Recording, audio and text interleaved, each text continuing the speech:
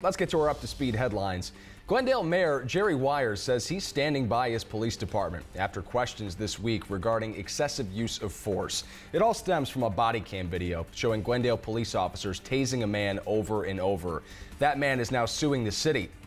The mayor said in a statement, an independent review following when the incident happened resulted in disciplinary actions for one officer regarding certain tactics of this complicated event.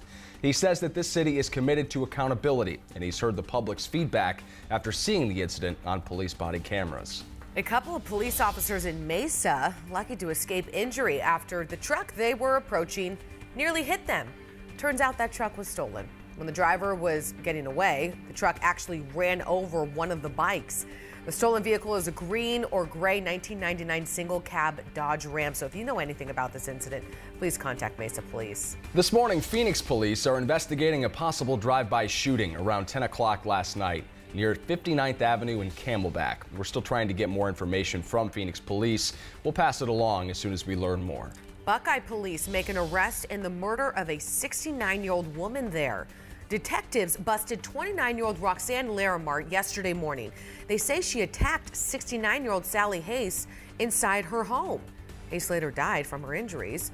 Laramart was taken to the 4th Avenue jail last night. No word yet on what charges she is now facing. Phoenix police are also asking for help finding a killer this morning. 37-year-old Hector Olivas was shot to death on Sunday evening near 21st Street in Roosevelt. When officers showed up on the scene, they found him lying in the middle of the street. He was rushed to the hospital but later died. Investigators are looking for a small red passenger car. If you know anything about the shooting, call police at 480-WITNESS. Two Michigan Department of Environmental Quality workers are set to be sentenced today in connection to the Flint water crisis. 55-year-old Michael Prisby and 42-year-old Stephen Bush pleaded no contest to misdemeanors in late December.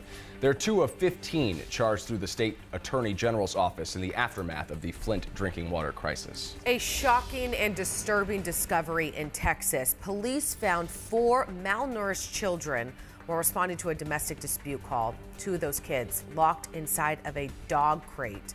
Police have charged a man and woman. The children were taken to a hospital for evaluation. They're expected to be okay.